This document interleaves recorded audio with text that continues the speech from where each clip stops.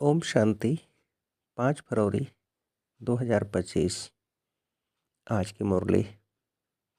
मीठे बच्चे, इस शरीर रूपी कपड़े को यहाँ ही छोड़ना है, इसलिए इससे ममत्व मिटा दो। कोई भी मित्र संबंधी याद न आए। प्रश्न: जिन बच्चों में योग बल है उनकी निशानी क्या होगी?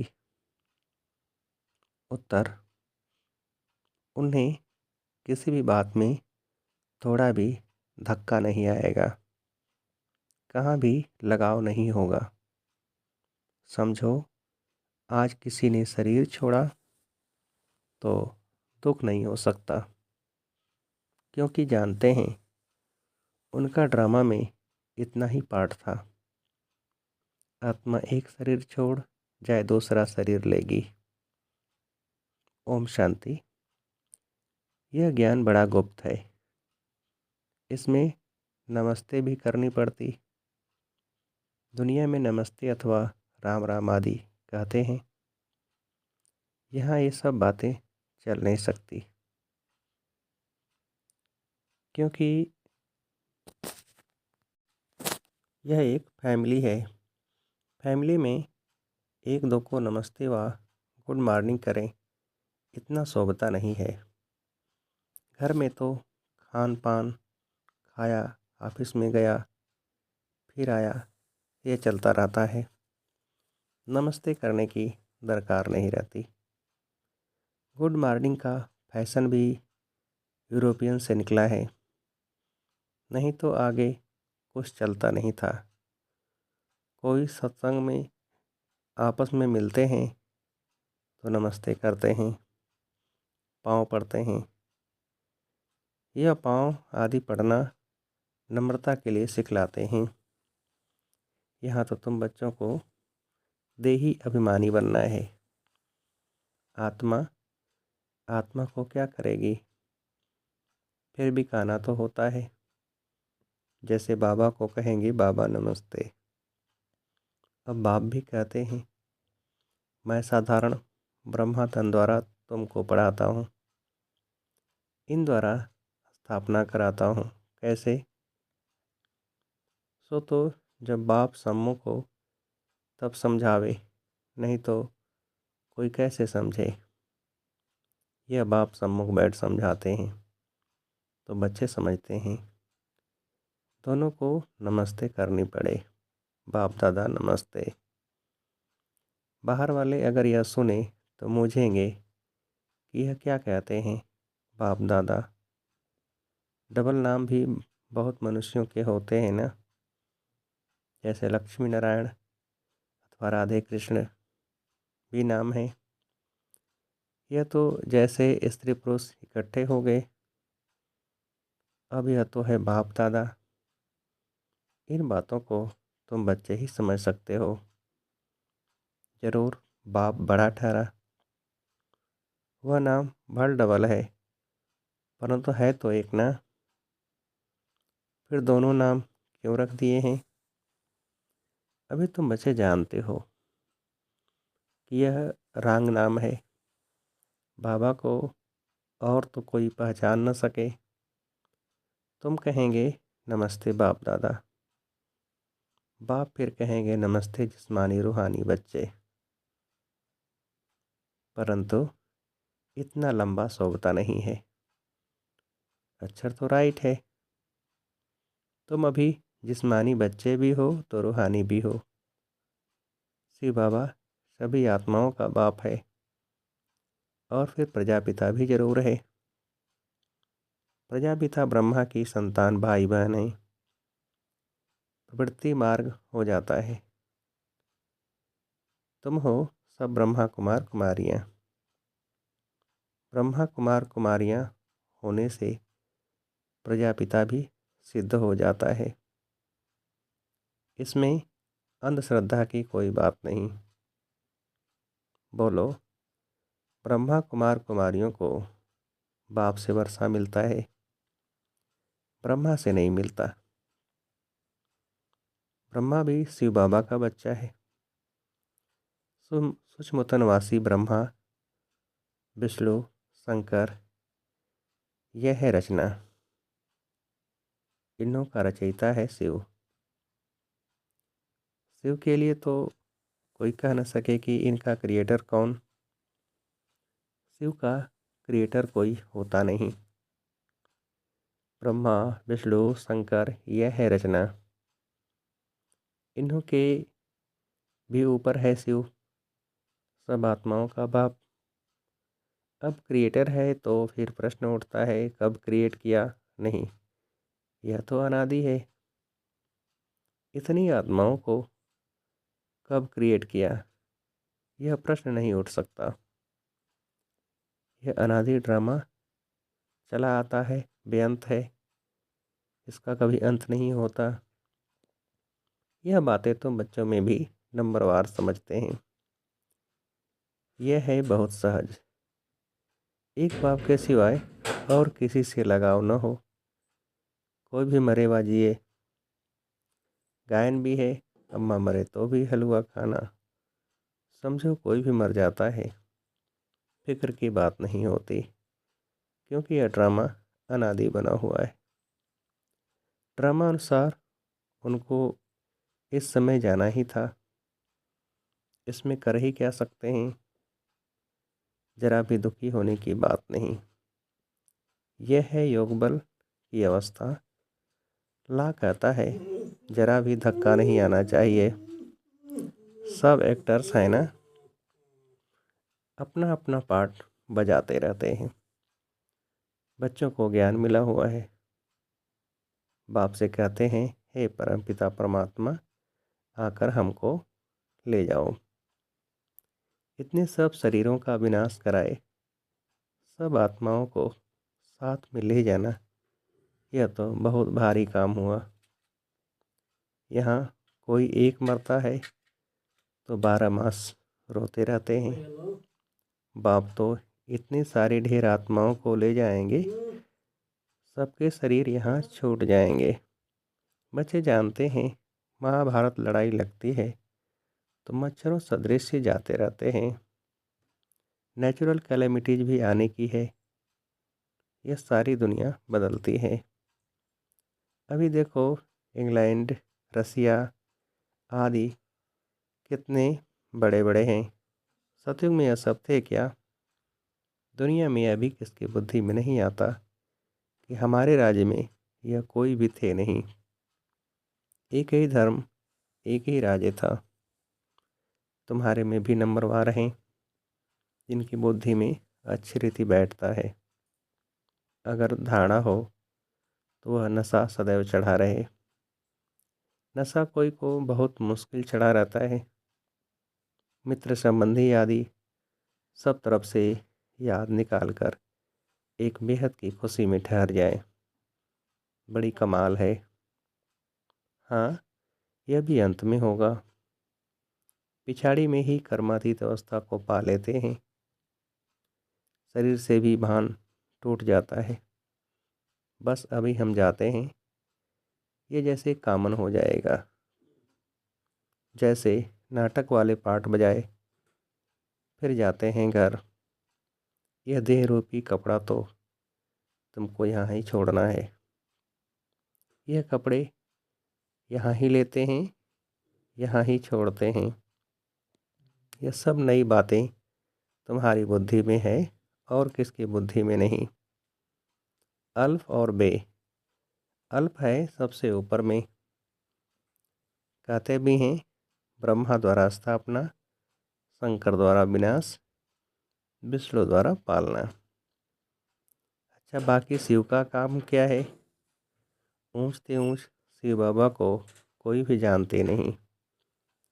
कह देते वह तो सर्वव्यापी है। यह सब उनके ही रूप हैं।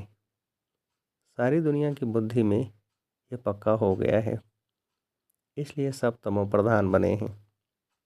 बाप कहते हैं सारी दुनिया दुर्गति को पाई हुई है, फिर हम ही आकर सबको सद्गति देते हैं।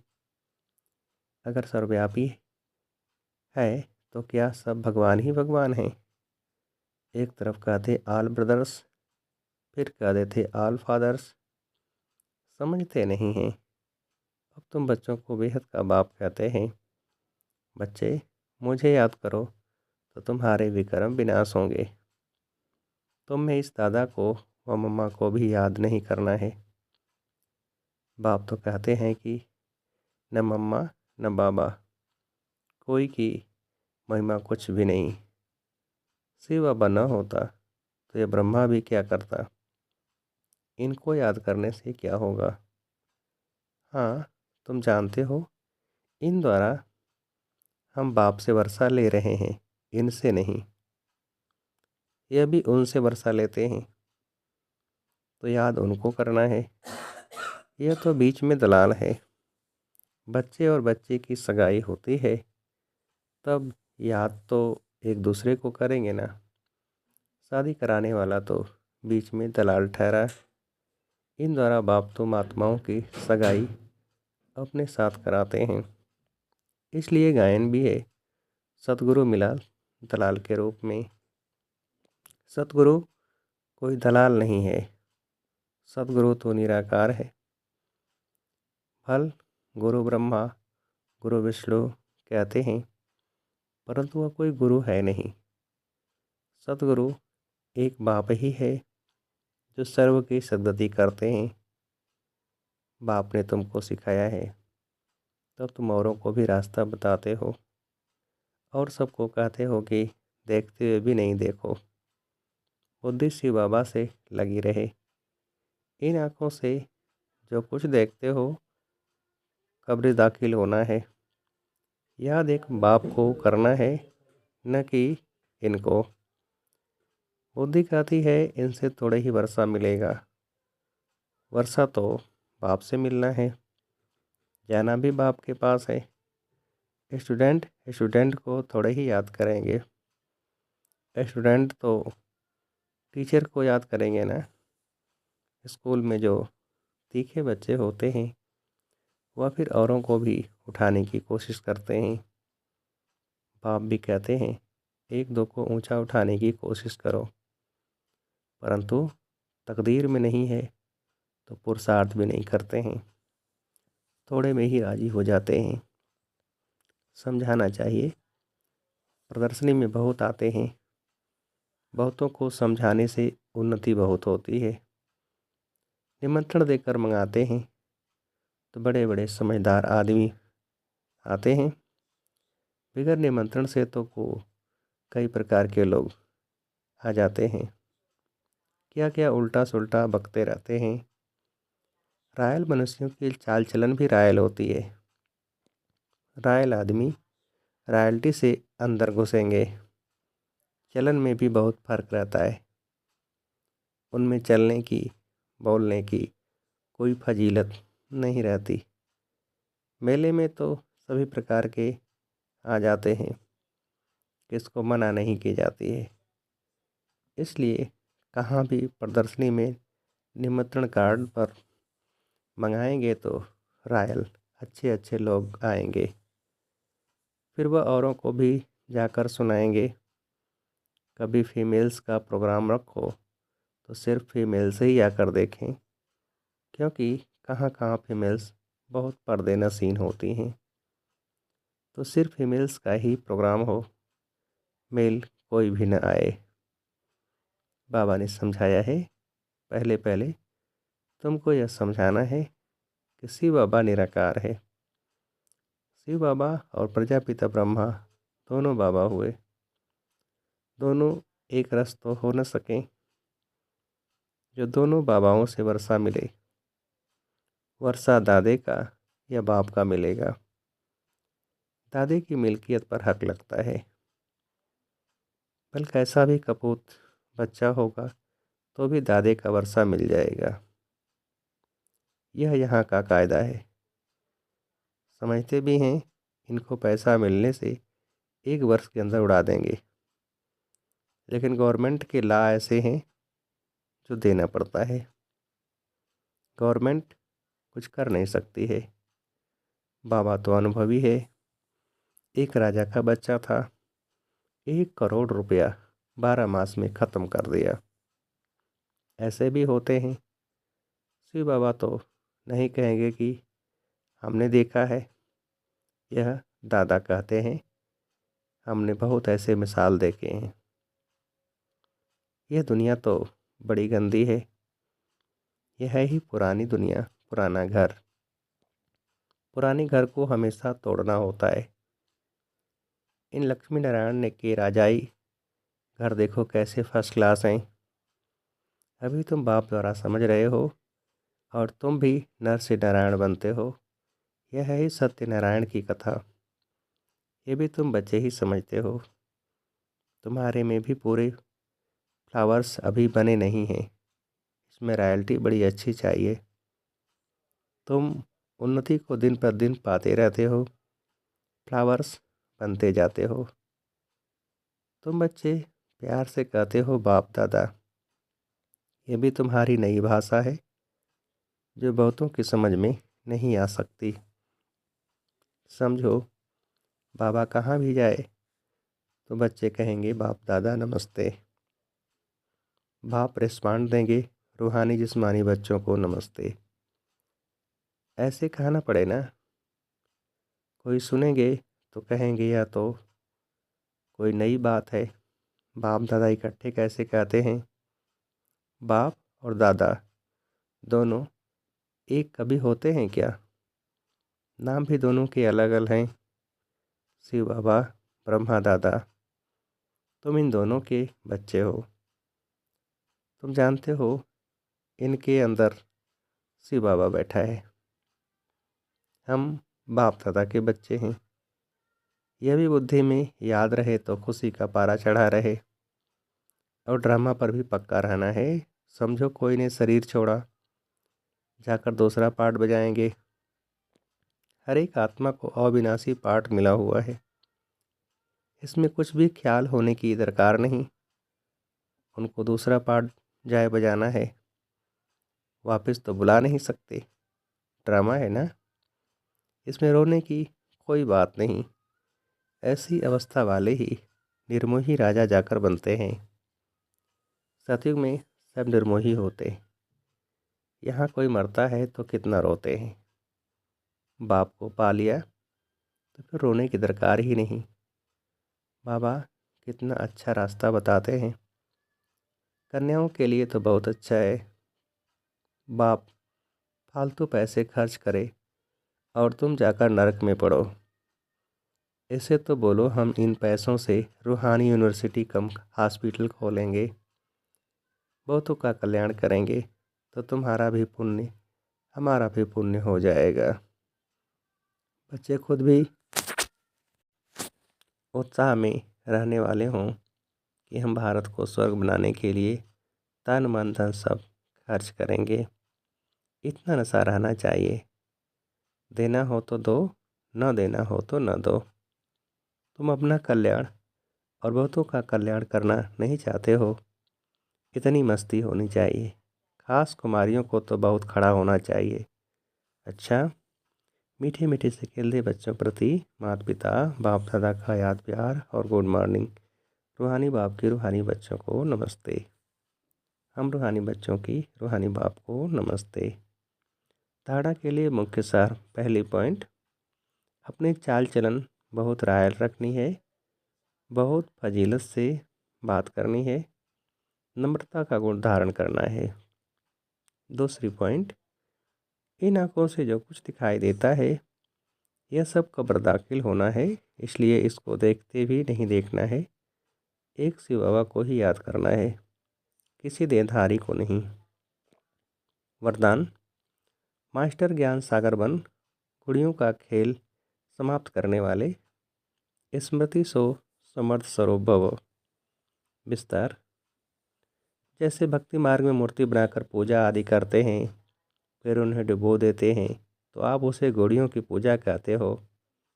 ऐसे आपके सामने भी जब कोई निर्जीव असार बातें ईर्ष्या अनुमान आवेश आदि की आती हैं और आप उनका विस्तार कर अनुभव करते या कराते हो कि यही सत्य है, तो यह भी जैसे उनमें प्राण भर देते हो। फिर उन्हें ज्ञान सागर बाप की याद से बीती सो बीती कर स्व उन्नति की लहरों में डुबोते भी हो, लेकिन इसमें भी टाइम तो वेस्ट जाता है ना। इसलिए पहले से ही मास्टर ज्ञान सागर बन, स्मृति सो समर्थी भव के वरदान से इन गुणियों के खेल को समाप्त करो। स्लोगन: जो समय पर सहयोगी बनते हैं उन्हें एक का पदम गुना फल मिल जाता है। जो समय पर सहयोगी बनते हैं उन्हें एक का पदम गुना फल मिल जाता है। अच्छा, ओम शांति।